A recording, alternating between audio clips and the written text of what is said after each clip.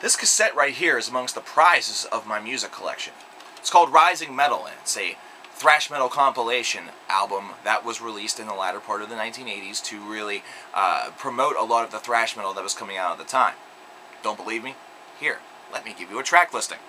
Mr. Chopin by Death Angel, Hell Awaits by Slayer, Power Surge by Overkill. We have Justice by Nuclear Assault, Skull Beneath the Skin by Megadeth, Chemikill by Exodus, Hammerhead by Flotsam and Jetsam off of their only album that Jason Newsted was a member of the band, Doomsday for the Deceiver.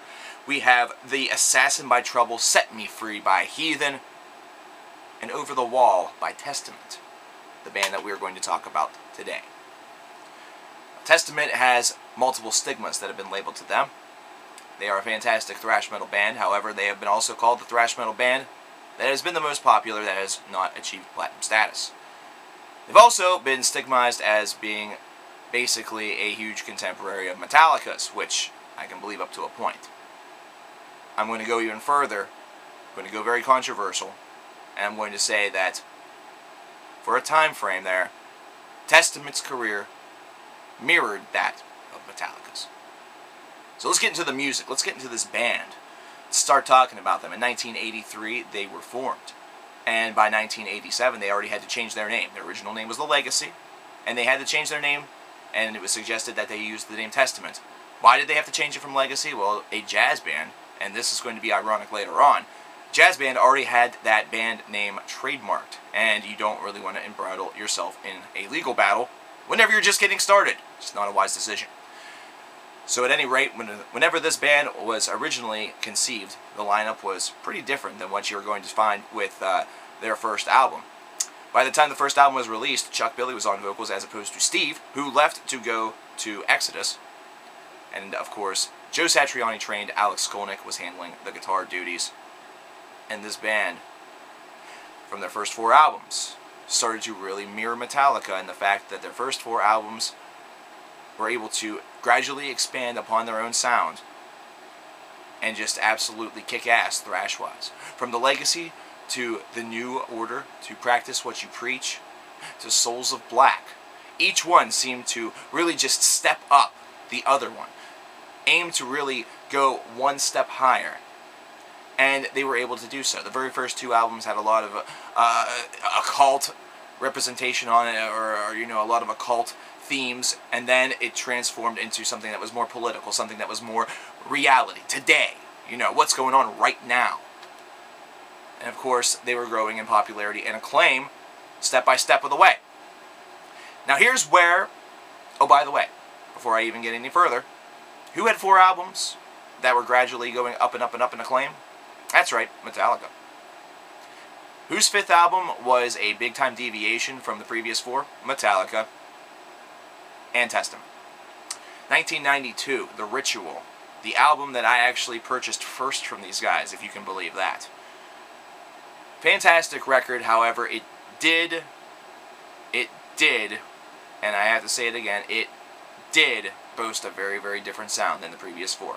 Instead of being 100% thrash-oriented, this was something that incorporated a lot more groove. It incorporated a lot more in the way of just songmanship, you know, just songcraft. This was something where there was definitely a softer element to it. Instead of being a band that was just going to completely and totally thrash your neck off, they were now experimenting with pacing, with songs like The Ritual that were, for the most part, very, very, very different paced, you know, slow to mid-range paced. And then Return to Serenity, a ballad by a band like this, something that you would never think was possible, received significant airplay and is still, and I'm going to say this again, it still remains to be one of my favorite songs in their entire discography. However, that stigma is going to continue.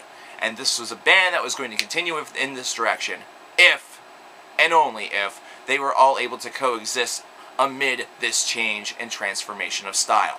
Unfortunately, Alex Skolnick really wanted to take this direction even further down the spiral that it was starting to create.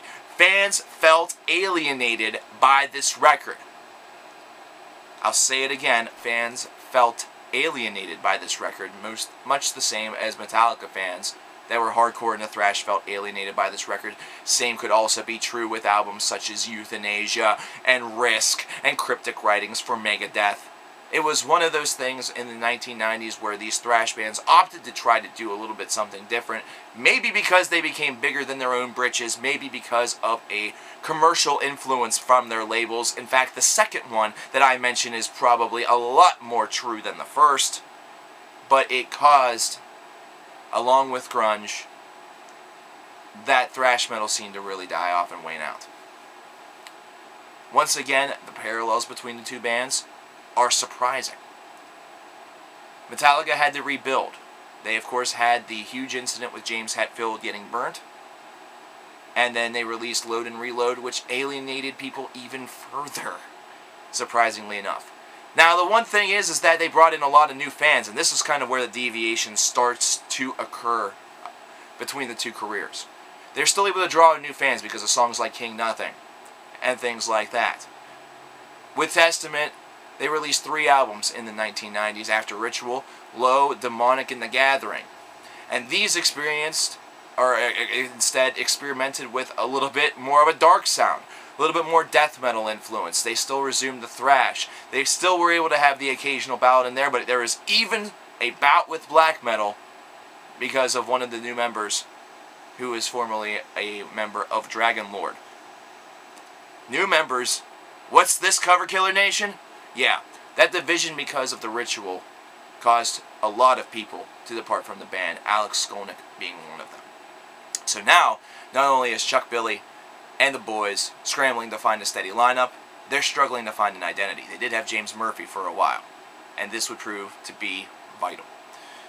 These 3 albums, while they aren't necessarily the top points of the band's career, are a very, very polarized opinion, or of the very polarized opinion from a lot of metal fans. Some people will absolutely love these albums and will swear lives by them. Others, on the other hand, will not have such a favorable opinion. It will say that they have retained them as a fan on these records, however, they have not expanded the fan base whatsoever, and that is something that makes them very different than what Metallica was able to do with Load and Reload, as I mentioned previously. But whereas Metallica had to deal with their tragedy back in 1986 with the death of Cliff Burton, Testament, their tragedy would come, and their tragedy would be twofold, with 2 of their members getting cancer. James Murphy got cancer, and then shortly thereafter, Chuck Billy got cancer. Unlike Metallica, both of them were able to make a full recovery. However, this was something that took a lot of time, and for a long time there, we were without new material from Testament, and everything seemed to be a little bit broken. We got a live album.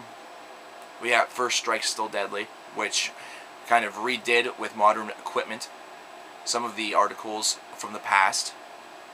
But it wasn't until later in the 2000s that we got the formation of Damnation. The mighty return of Alex Skolnick, the mighty return of Testament that we all know and we all love.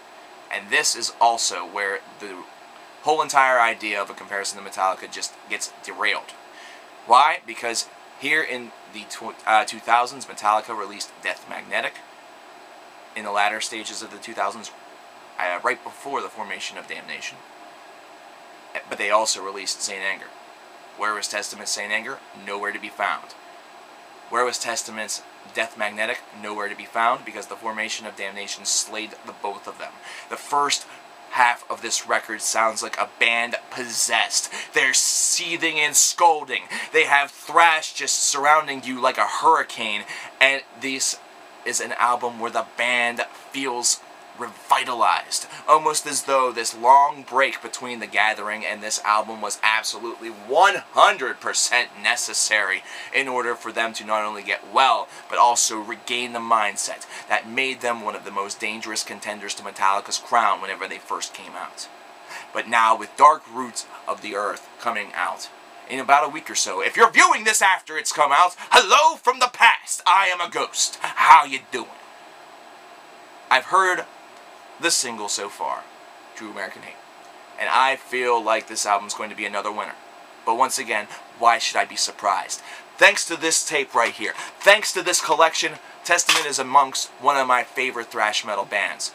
And because of that, I love the fact that they are still kicking ass and taking names. It is encouraging this thrash revitalization that's been going on over the past couple years, and it's only going to get larger They say that things, if you give them enough time, they do come back.